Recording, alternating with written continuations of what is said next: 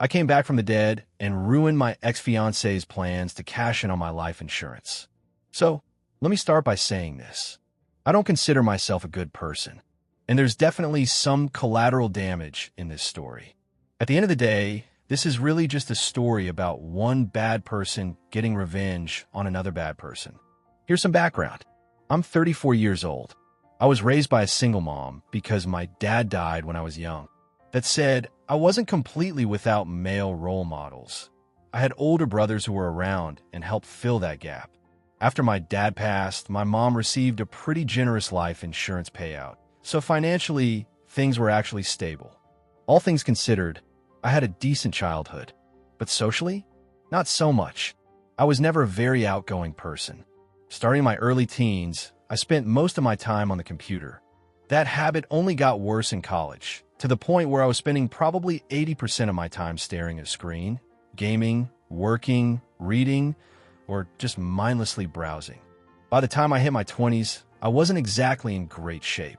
I was overweight, not particularly attractive, and pretty socially awkward. Because of that, I barely dated.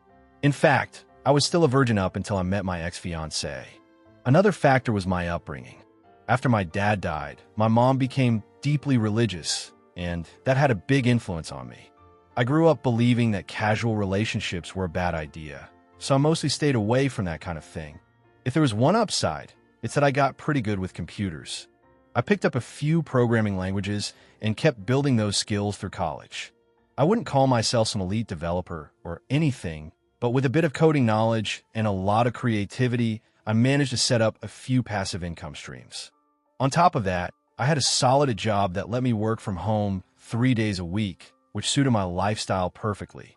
At 24, though, I was still overweight and pretty much a social outcast. Then, through my mom, I met a woman from her Bible study group, someone who would later become my fiancée. She's 36 now. We hit it off almost immediately and started dating not long after. She had a 2-year-old son, and before I knew it, the two of them became the most important people in my life. It didn't take long for things to turn physical. All those years of telling myself I was saving myself basically went out the window the moment the opportunity showed up. And honestly, she pulled me out of my shell in a way no one else ever had. Within a couple of months, I was more social, more open. I felt like a different person. I even stepped into a father figure role for her son. And just 6 months into the relationship, she got pregnant. Being a religious person, I proposed to her pretty quickly. I wanted us to be married before the baby was born. It just felt like the right thing to do. And that's when she dropped a bomb on me. She told me she was still legally married to a guy who was in prison. Honestly, it didn't shake me as much as it probably should have. She had always talked about having a complicated past, and in my head, I guess I saw myself as the guy who was going to save her from all of that. So I accepted it as part of the package. She started the divorce process not long after, and we made plans to get married as soon as everything was finalized. After the baby was born, I felt like I was finally on the right track in life. Like I had found my place. I even started losing weight and spent less time online than I ever had before. She was always kind to me, and I genuinely believed we shared everything with each other. God, I was so wrong. There were red flags. I just didn't see them because I was in love. First, she openly admitted that she had only started coming to my church because she was on probation and dealing with legal issues, and she thought it would make her look better. Second, even though I was making a comfortable 6-figure income between my main job and side projects, she insisted on keeping her own job, and my mom ended up helping a lot with the kids. Third, she seemed to know way too many people. I mean, what kind of stay-at-home mom with a part-time secretary job has 200 contacts in her phone? And fourth, we kept postponing the wedding. There was always something, sick relatives, some kind of issue, despite the fact that she did eventually finalize her divorce from the guy in prison. Then something happened that finally snapped me out of it. She got pregnant again, this time with twins. We had only been together for about 4 years, and we were already looking at 4 kids. That was 2 more than I had ever planned for my entire life. She told me she was on oral contraceptives, so we hadn't been using condoms. After the twins were born, I started talking to a doctor about getting a vasectomy. My fiancé actually supported the idea. Before going through with it, though, I wanted to freeze some sperm just in case we changed our minds 5 years down the line. At my first appointment, the doctor told me I had a low sperm count, and what was there had very low motility. He said it could be temporary and suggested I improve my diet and come back in a couple of weeks. I did. Nothing changed. That's when the doctor started digging deeper. You can probably see where this is going. He told me that I was most likely infertile. That turned out not to be entirely true. I do have one child who is definitely mine. But at the time, that information set everything in motion. I knew I supposedly had 3 biological kids already. The doctor looked concerned and started explaining something, but I was in shock. I barely heard a word he said. I think I walked out his office before he even finished. I didn't even get into my car. I just kept walking. For hours. Until it got dark. Eventually, I called an Uber and went home. My fiancée had been worried about me, but by the time I got back, she was already asleep. I lied and said my car broke down, my phone died, and I got stuck at a repair shop. I passed out not long after. The next day, I went straight online, searching for stories like mine, anything that could convince me this wasn't real. The first thing I read said those tests aren't always accurate and that I should get a DNA test. I clung to that. I was sure it would prove the doctor wrong. But a week later, when the results came in, I found out the truth. The kids weren't mine. The first person I told was my mom. I went to my mom, and for the first time in my adult life, I broke down and cried. She comforted me at first, but then she told me something I was never supposed to know. Turns out, I was the result of an affair, and my dad died from a painkiller overdose after he found out. To this day, I have no idea what the hell she thought that was going to accomplish. If anything, it just messed me up even more and gave me a pretty unhealthy view of women for a while. After that, she switched gears completely, told me I needed to be a man and step up, that I had responsibilities to those kids because I was the only father they had ever known. Up until that moment, I had always been a pushover, and I actually sat with what she said for about 24 hours before I completely snapped. I called my fiancée and told her I was staying at my mom's place because of some family issues. She offered to cook dinner, try to be supportive, but I turned her down. At that point, the twins were about 6 months old, and the boys were 2 and 5. I'm not going to lie and say I felt nothing for them. That wouldn't be true, but I couldn't look them in the eyes anymore. I knew I couldn't keep being their father. And yeah, I knew it would break them. But hearing them call me dad started to feel like getting stabbed in the chest every single time. I just couldn't take it anymore. So I kept it together. Didn't say anything. Didn't reveal what I knew. My mom stayed quiet too. She thought I had come to my senses and was going to do the right thing. Instead, I went to a lawyer. I wanted to remove myself from the birth certificates and thought I could make a clean exit since we were never officially married. But after going through the paperwork and looking at the finances, reality hit me. Because our finances were so intertwined, and because I had taken on the role of their father, I was likely going to be on the hook for child support, at the very least for the boys. On top of that, she would have been entitled to a share of the house and my side businesses. Basically, the lawyers told me I'd be paying around 25% of my income for years. I walked out after the first payment. The idea of legally being turned into a cuck, that wasn't happening. That's when the revenge started. I began planning my disappearance and how to leave them with absolutely nothing. Step 1. Destroy my passive income streams and get myself fired. Getting fired was easy. Embarrassing, but easy. I smashed the office printer out in the yard. While working remote, I stopped doing any actual work and just sent memes to my coworkers all day. I didn't mess with clients, though. My boss was a friend. But yeah, my coworkers definitely got a kick out of watching me spiral. After that, I didn't even bother applying for unemployment. I just started living off my savings. My ex-fiancée trusted me with finances. Everything was technically shared, but she didn't notice the accounts slowly draining and everything going to hell. I left her a couple thousand in one account. Meanwhile, the credit debt skyrocketed because I stopped making payments. Yeah, lol. For a few months, I honestly wondered if I'd end up like my dad. But in the end, I decided no. I ordered DNA tests, trying to track down the real fathers and maybe even take the kids away from her.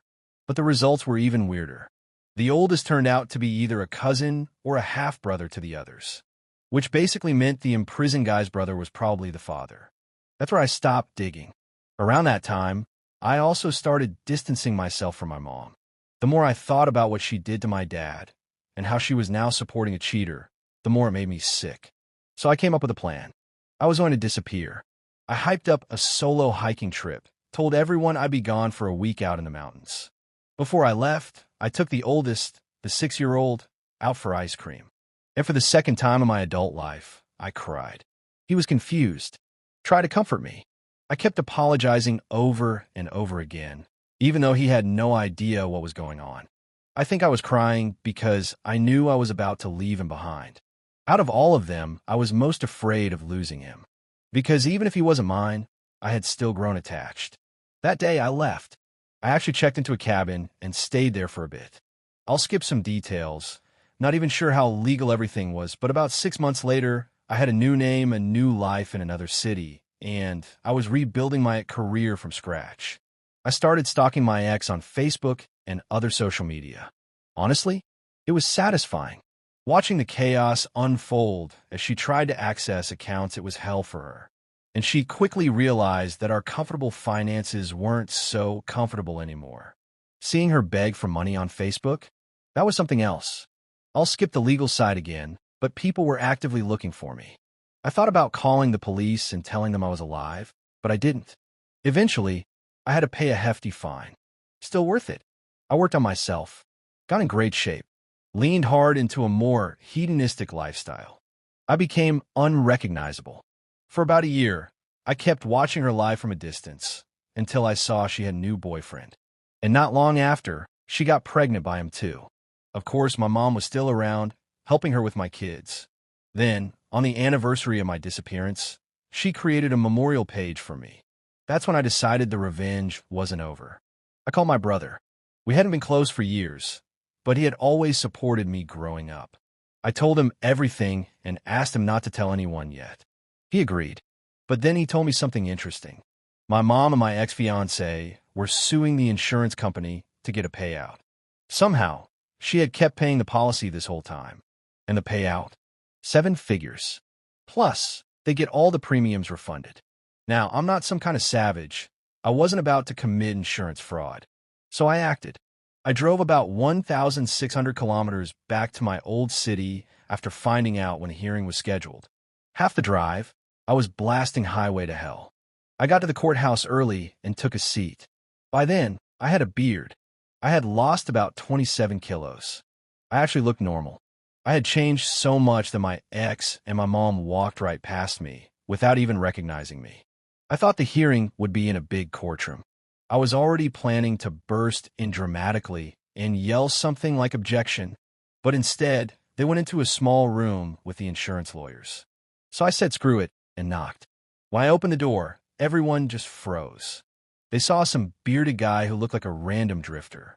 And I just said, I'm guessing you're all here trying to figure out whether I'm dead or not. My ex recognized me instantly and gasped. The lawyers were completely stunned. People started rushing out. Chaos broke loose. Security was called. My ex screamed and slapped me. They actually ended up putting her in handcuffs. For the insurance company, this turned into a huge deal. Executives showed up, statements were taken. Even a detective came in. And that's when I started to realize maybe showing up wasn't such a simple move after all. But I gave my statement anyway. I immediately accused her of cheating and threw her out of the apartment. The look on her face was pure shock. Keep in mind, at that point I believed I was infertile. So in my head, I was just putting another cheater in her place. I kept going at her for a while too, mocking her, even telling my friends from the online community about it. I straight up admitted to cheating on her myself, and even showed her proof. I had already agreed to a paternity test while she was pregnant, mostly so she wouldn't drag me into court later. And when the results came back, I was the one in shock. I broke down, tried to hug her. She screamed, threw some papers at me, and told me she never wanted to see me again. I went home and got drunk. At the same time, I was happy. I was actually going to be a father for real this time. But I also hated myself for what I had become. Like I said before, don't feel sorry for me. I'm not a good person. For the rest of the pregnancy, she didn't speak to me at all. And honestly, I didn't blame her. When our daughter was born, I came to the hospital to sign the birth certificate and, at the same time, meet with her lawyer, who was also her sister, to discuss child support we had already talked about. Later, I went to the bank and told her I'd sign whatever she wanted if she would just sit down with me for 30 minutes and have coffee so I could explain myself. She wanted full custody and solid financial support. I didn't even hire a lawyer. I felt guilty and thought having one would only make things worse. The Met. To my surprise, she let me talk for almost 20 minutes without interrupting me. I didn't tell her everything about my past, but she understood why I had wanted the paternity test. That said, she didn't forgive me. Not for the way I treated her, not for throwing her out, and definitely not for cheating on her. I signed the documents, but I begged her to let me be part of my daughter's life. She said I was unstable and needed serious therapy before that could even be considered. I agreed. Therapy changed a lot for me. I started learning about the real impact of cheating and how many women are deeply hurt by it. It forced me to confront the fact that my views on women had become toxic.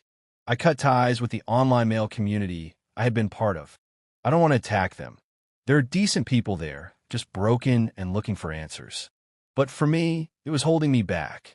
The birth of my daughter hit me hard. It forced me to rethink everything. I was finally allowed to see her when she was 7 months old. After that, I started seeing her regularly, every other weekend under supervision. I paid child support consistently and tried to rebuild some kind of relationship with her mother. One evening after spending time with my daughter, we ended up drinking together.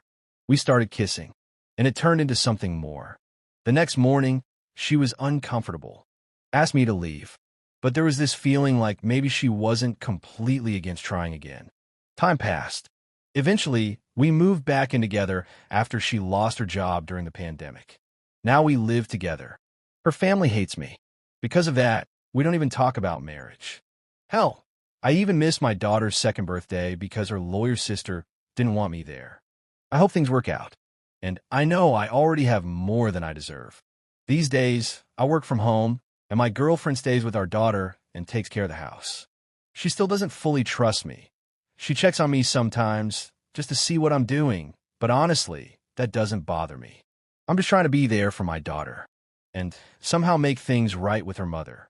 I'm still in therapy, still doing everything I can. I don't think I'll ever be able to tell this whole story to someone face to face. So I guess telling it to strangers on the internet is the next best thing. And to those of you who thought I was some kind of hero after my first post, I'm sorry. Don't let hate build up inside you. It will destroy you. I almost lost something really important in my life, and I could still lose it if I'm not careful. This will probably be my only update, unless I come back years from now to tell you how everything turned out. Good luck to all of you. Well, that's it. Thanks for sticking with me and hearing this story all the way through. If you want, check out some of the previous stories on the channel. You should see them right around here. And don't forget to subscribe. Take care.